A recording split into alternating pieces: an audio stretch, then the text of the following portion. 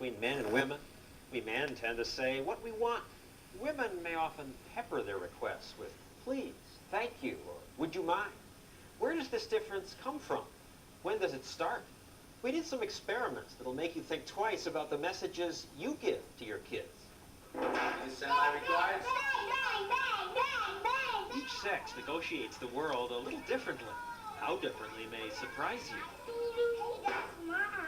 Child development expert Cam Leeper came up with an experiment that he said would show clear differences between boys and girls. We made some lemonade, but instead of putting in sugar, we deviously put in salt. Lots of it. Then we asked the kids some random questions and offered them the lemonade. So, how's the lemonade? It's bad. Their faces say it all. My lemonade was fine. We gave the kids theirs from a separate pitcher. Need some sugar. Tastes terrible. Yeah. Most boys reacted honestly, the way I would if someone gave me something foul. This is how Dr. Leeper expected the boys to react because boys are allowed to talk back to their parents more than girls are, to assert their will more. Would girls react differently? I didn't think they would, but was I ever wrong? How is that lemonade? Tastes good. Again and again, the girls politely drank it. This girl looked as if she was choking it down. How's the lemonade? Good. Is it really? Only when I pushed them did they tell the truth. How come you didn't tell me it was bad? Okay, I didn't want to be rude to you. Most boys didn't worry about that. No. Have anyone you want? We tried another test. We put a bunch of brightly wrapped gifts in the room They're big presents. I want those. and told the kids they could pick one. What we had cruelly done, following Dr. Leeper's advice, was fill each box with a truly disappointing gift, socks and a pencil. Again, the girls were so polite. So what'd you think of that as a gift? Good. Why, isn't this kind of a lousy gift?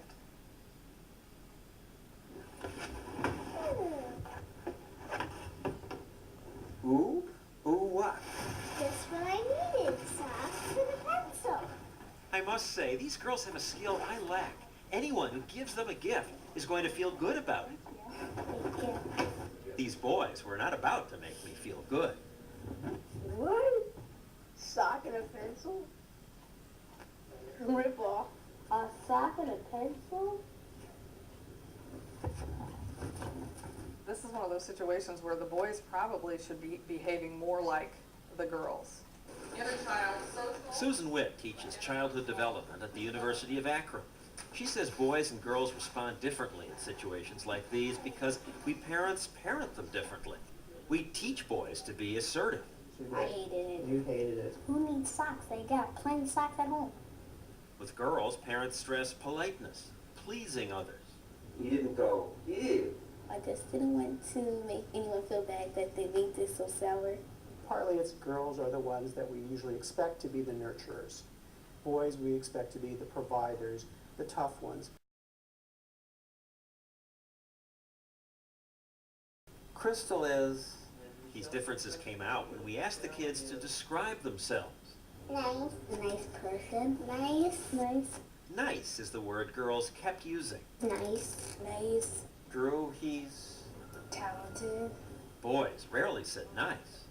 I am, smart. I'm very good at math. I'm funny a lot. Both funny and nice are good, but often girls are too eager to be nice, says Dr. Witt, and boys too direct. I don't want socks and a pencil. What makes you think parents can really change this? Maybe we're born different. Well, that differently. We really are, and that's some of this new research. There's a fascinating study just published showing that when you look at newborn babies, first day of life, and you put a woman stands on one side of the crib, and on the other side of the crib you have a mobile swinging around, the girl babies all look at the woman, The boy babies all look at the dangling mobile because it's moving. The boys are looking for the movement. The girls are more interested in a human face.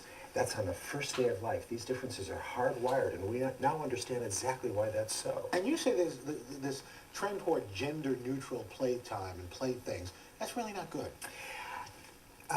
The motivations were right. 30 years ago, people felt, we don't want to put kids into pink and blue cubby holes, and we want kids to have broader horizons, so let's treat them all the same. Made a lot of sense, but it hasn't worked.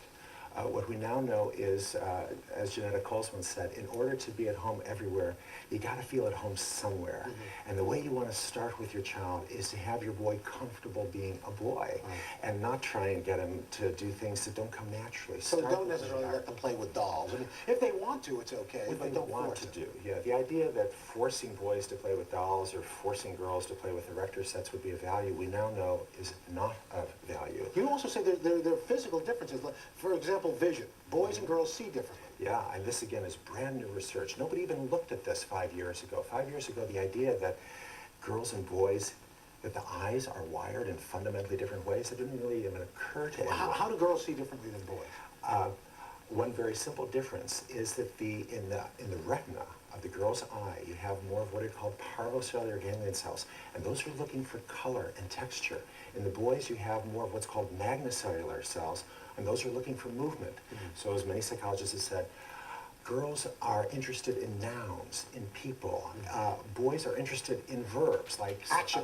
Somebody attacking somebody or plowing into somebody. Mm-hmm. And instead of ignoring that and pretending it doesn't exist, use it, because you can use that in the school, in the classroom, and at home. In fact, we got some examples. We got some boys' drawings here that it shows, and this is this boy. This is a 5-year-old boy who's trying to draw a collision. He's trying to draw a motor vehicle accident. And he doesn't have any people. Again, here this boy is drawing. He's trying to draw something moving. But boys tend to prefer black, gray, silver, and blue. And then here's the girls' drawing. Yes, much more colorful. Girls use more colors, red, orange, green, beige, and brown. And they're drawing people with vivid facial expressions. And you need to understand those differences. If you understand those differences, if you don't understand those differences, by first grade, boys will tell you drawings for girls. Right. They don't want to draw. But if you understand those differences, you can break down the gender stereotypes and have boys who love to draw and girls who love math. And boys and girls hear differently, too. Yeah, so again, this is new research showing that in the newborn nursery, you can demonstrate that girls have a sense of hearing about 7 times more sensitive than the boys do. And that's so important both at home and in the classroom. In the classroom, the teachers need to speak up with the boys. Does that continue as we get older? I mean, we always hear, our wives and our girlfriends always say to us, you're not listening to me, you don't listen. Yeah. Is this true? It gets bigger as we get older. It gets worse. By the time you got old people like you and me, the differences are on the order of 20-fold. Oh, gosh. So well, at least I've got an excuse now. And you are also a proponent, really, of single-sex education. Why? It makes it easier for the teacher. Now, the strategies that I present in the book, they can be used in a co-ed classroom, and more than half the presentations I've done around the United States and Canada have been for co-ed schools, because teachers in a co-ed school need to know this just as much or more. But it's easier for the teacher, instead of having to have one lesson plan that focuses on the nouns and another lesson plan that focuses on the verbs, you only have to present one lesson plan. Well, this is really fascinating stuff. It's a fascinating book, Dr. Sanchez. It's been very exciting. Thank you so much.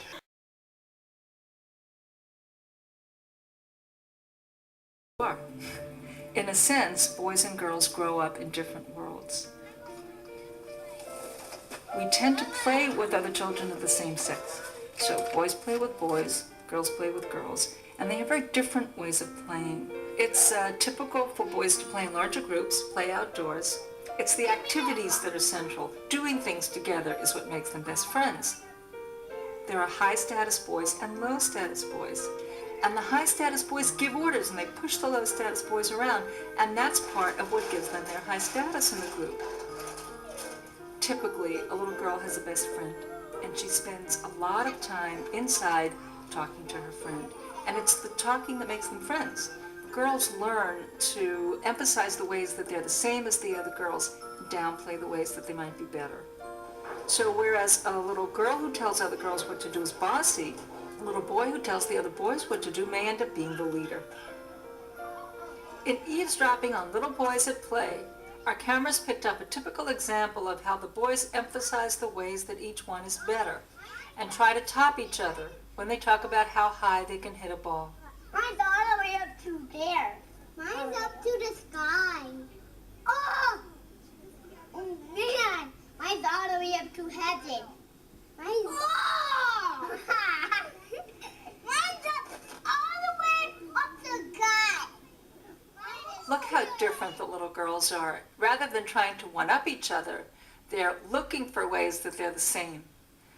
In this example, the first little girl says, "Did you know my babysitter, called Amber, already has contact lenses?" And the second little girl says that her mother and her father also have the same thing. Did you know my babysitter called Amber had already contacts? My mom has already contacts and my dad does too. Not only does she repeat the idea, but she even picks up the peculiar phrasing, "has already contacts." The same? So you can see, having learned our assumptions about how people talk to each other from experiences like this in our childhood, that the men would be attuned to whether people are trying to one-up them or put them in a one-down position. And that's why they come to interactions looking through this status lens. And why women instead are looking through this connection lens. How are we the same?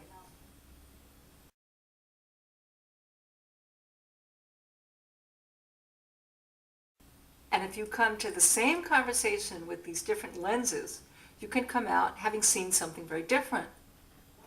Bear in mind, too, that I won't be showing right and wrong ways of speaking.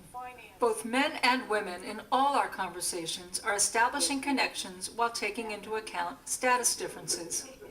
But women are more likely to focus on whether a conversation brings them closer or pushes them farther apart. And men are more likely to focus on whether the conversation puts them in a one-up or one-down position.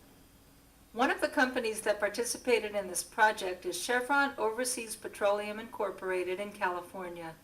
Here we found an example of a man looking through the lens of status, while a woman is looking through the lens of connection.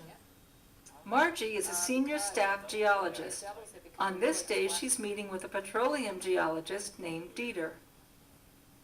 Margie tries to close this meeting looking through the connection lens. She tries to establish an image of all of us as one big happy family. And that way, Erwin will be happy and I'll be happy and you'll be happy if I'm happy. The part of this that Dieter picks up on, looking through the status lens, is that Margie's the boss and that she has power over him. I always want you to be happy, Margie. I know you do, because Dieter. You make my life unhappy when you aren't happy. This difference in focusing on status or connection even shows up